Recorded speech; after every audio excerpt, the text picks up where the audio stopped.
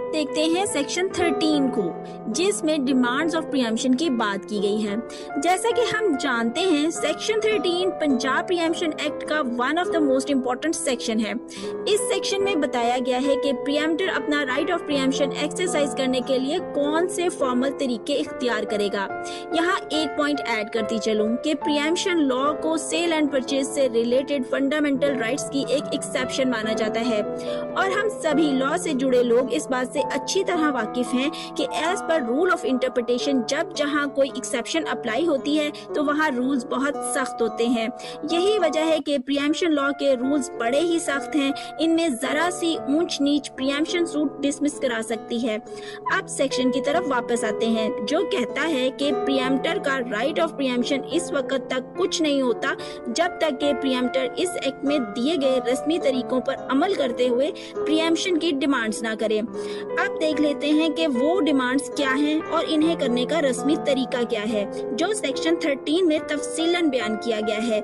Section 13 में 3 किस्म की डिमांड्स बताई गई हैं। पहली डिमांड है तलबे मुवातिबत, दूसरी तलबे इशहाद और तीसरी तलबे खुसूमत। अब देखते हैं इन डिमांड्स को किस वक्त और किस अंदाज में करना है।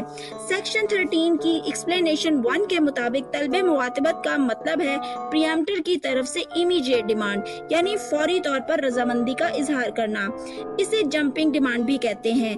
इस डिमांड को करने के लिए जरूरी है कि प्रीएम्प्टर इसे इसी सिटिंग, मीटिंग या मजलिस में करे जहां इसे इमूवेबल प्रॉपर्टी की सेल के बारे में पता चले, और फौरी तौर पर अपनी इंटेंशन को वहां मौजूद अफराद के सामने डिक्लेयर करे कि वो इस प्रॉपर्टी पर अपना राइट ऑफ प्रीएम्पशन एक्सरसाइज करना चाहता है।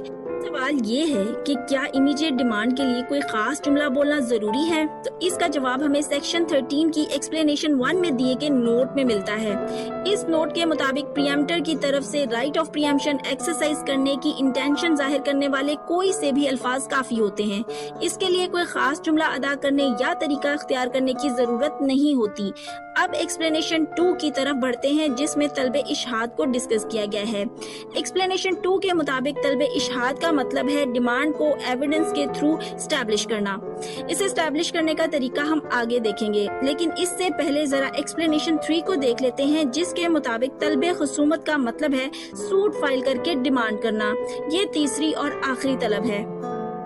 अब देखते हैं कि इन तीनों किस्म की डिमांड्स को लीगली इम्प्लीमेंट किस तरह से करना है। सेक्शन 13 का सब सेक्शन 2 हमें बताता है कि जैसे ही प्रीएम्प्टर के नॉलेज में किसी भी सोर्स से किसी इमूवेबल प्रॉपर्टी की सेल के हवाले से कोई इत्तला आती है तो इसे लाजमन फौरी तौर पर इमीडिएट डिमांड करनी चाहिए।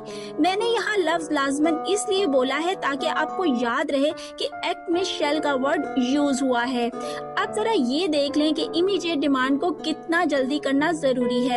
यहाँ तक तो बात समझ में आती है कि प्रीएम्प्टर जहाँ कहीं भी इमूवेबल प्रॉपर्टी की सेल के बारे में सुने तो फौरी तौर पर अपनी इंटेंशन डिक्लेयर करे, मगर इसने इमीडिएट डिमांड करने में कितनी तेजी दिखाई, इसे कोर्ट में प्रूव भी किया जाता है।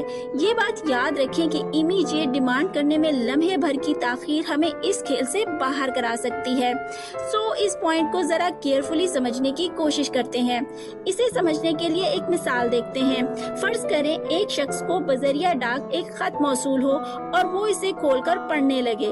आधा खत पढ़ने पर इसे किसी इमूवेबल प्रॉपर्टी की सेल के बारे में पता चले और वो ये पता चलने के बावजूद पढ़ता ही जाए और पूरा खत पढ़ चुकने के बाद इमीडिएट डिमांड करे, तो इसका दावा इस पॉइंट पर डिसमिस हो सकता है कि खत पढ़ने के दौरान इसे जिस जगह इस मामले के बारे में पता लगा, इसने वहीं रुककर इमीडिएट डिमांड क्यों न की।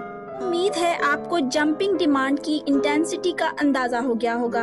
याद रखें, इमीडिएट डिमांड के हवाले से प्लेंट में टाइम, डेट एंड प्लेस लिखना बहुत जरूरी होता है, और अगर आपने इन 3 पॉइंट्स को मिस किया तो कोर्ट आपकी प्लेंट को सीपीसी के ऑर्डर 7 रूल 11 के तहत रिजेक्ट कर सकती है। जरा सेक्शन 13 के सब सेक्शन 3 की तरफ पढ़ते हैं, जो कहता है कि जब प्रीएम्प्टर सेक्शन 13 के सब सेक्शन 2 के तहत तलबे मुवातिबत कर चुका हो तो इसके बाद तलबे इशहाद की एंट्री होगी, और जब इसकी एंट्री हो जाएगी तो प्रीएम्प्टर के लिए एक नया महाज खुल जाएगा। सेक्शन 13 का सब सेक्शन 3 कहता है कि प्रीएम्प्टर को इमीडिएट डिमांड के बाद 15 दिन के अंदर अंदर एक इन राइटिंग नोटिस वेंडी को भेजना होगा और इस नोटिस का 2 ट्रूथफुल विटनेसेस से अटेस्ट होना जरूरी है। इसके अलावा in writing attested notice Wendy को बजरिया रजिस्टर्ड कवर एक्नॉलेजमेंट ड्यू भेजा जाएगा। इसे भेजने का मकसद प्रीएम्प्टर का वेंडी को अपनी इंटेंशन के बारे में कंफर्म इत्तला देना होता है। सेक्शन में एक प्रोवाइजो भी दी गई है कि अगर किसी इलाके में रजिस्टर्ड पोस्ट की फैसिलिटी ना हो और प्रीएम्प्टर के लिए वेंडी को रजिस्टर्ड नोटिस सेंड करना नामुमकिन हो तो प्रीएम्प्टर ऐसी सूरत हाल में 2 ट्रूथफुल विटनेसेस की मौजूदगी में तलब इशाद कर सकता है। सेक्शन 13 के सब सेक्शन 4 की तरफ बढ़ते हैं, जो कहता है कि जब प्रीएम्प्टर सेक्शन 13 सब सेक्शन 2 के तहत तलबे मुवातबत और सेक्शन 13 सब सेक्शन 3 के तहत तलबे इशहाद की रिक्वायरमेंट्स पूरी कर चुका हो तो अब वो अपना राइट ऑफ प्रीएम्प्शन एक्सरसाइज करने के लिए कोर्ट ऑफ कॉम्पिटेंट ज्यूरिसडिक्शन में तलबे खुसूमत फाइल कर सकता है। इस एक्ट में सूट फाइल करने की लिमिटेशन भी दी गई है जो 4 माह है। इसे हम आगे रेलेवेंट सेक्शन में तफसील के साथ देखेंगे। अब हम सेक्शन 14 की तरफ चलते हैं, जो हमें demand by guardian and agent के बारे में बताता है। प्रीएम्प्शन एक्ट का सेक्शन 14 कहता है कि जब प्रीएम्प्टर सेक्शन 13 में दिए गए तरीकों के मुताबिक डिमांड्स करने लायक ना हो तो ऐसी सूरत हाल में इसका गार्डियन या एजेंट इसके बिहाफ पर डिमांड कर सकता है। इसकी मिसाल माइनर है, जैसा कि अगर प्रीएम्प्टर इस वक्त माइनर हो जब इसका राइट ऑफ प्रीएम्प्शन अराइज हो तो ऐसे हालात में इसका गार्डियन इसके बिहाफ पर प्रीएम्प्शन सूट फाइल कर सकता है। लेकिन यहाँ लिमिटेशन एक्ट के सेक्शन 6 और 7 को नजरअंदाज करना भी अक्लमंदी नहीं, जो कहते हैं प्लेंटिफ अपनी डिसेबिलिटी से जान छुड़ाने के बाद आराम से सूट फाइल कर सकता है। अब सवाल ये पैदा होता है कि क्या इस हवाले से लिमिटेशन एक्ट और प्रीएम्प्शन एक्ट का आपस में कोई लेना देना नहीं? तो जनाब इसका जवाब है इन दोनों एक्ट्स का आपस में बिल्कुल ताल्लुक है, लेकिन ये ताल्लुक लिमिटेशन एक्ट के सेक्शन 6 और 7 वाला बिल्कुल नहीं, बल्कि सेक्शन 8 वाला है, जो क्लियरली कहता है नथिंग इन सेक्शन 6 और in section 7 applies to suits to enforce right of preemption। Section 15 को देख लेते हैं, जो waiver of the right of preemption की बात कर रहा है। सेक्शन 15 कहता है कि अगर प्रीएम्प्टर किसी इमूवेबल प्रॉपर्टी की सेल के वक्त सेल के लिए रिलक्टेंटली कंसेंट दे या कोई ओमिशन करे या कोई ऐसा एक्ट करे जिससे लगे कि वो अपने राइट ऑफ प्रीएम्प्शन से दस्तबरदार हो रहा है तो वो सेक्शन 15 की तारीफ में आएगा। इसकी मिसाल इस शख्स की तरह है जो किसी फरोख्त होने वाली इमूवेबल प्रॉपर्टी का गवाह हो और प्रॉपर्टी के सेल होने के बाद कहे कि वो अपना राइट ऑफ प्रीएम्प्शन एक्सरसाइज करना चाहता है, तो ऐसे में यही समझा जाएगा कि वो अपना राइट ऑफ प्रीएम्प्शन वेव कर चुका है, यानी इससे दस्तबरदार हो चुका है। वो इसलिए क्योंकि इसने सेल के वक्त इमीडिएट डिमांड नहीं की। अब सेक्शन 16 को देखते हैं, जो डेथ ऑफ प्रीएम्प्टर की बात कर रहा है। सेक्शन 16 कहता है कि अगर प्रीएम्प्टर मरने से पहले अंडर सेक्शन 13 कोई सी भी डिमांड कर चुका हो तो इसका राइट ऑफ प्रीएम्प्शन इसके लीगल एयर्स को ट्रांसफर हो जाएगा, मतलब इसका प्रीएम्प्टिव राइट सर्वाइव करेगा।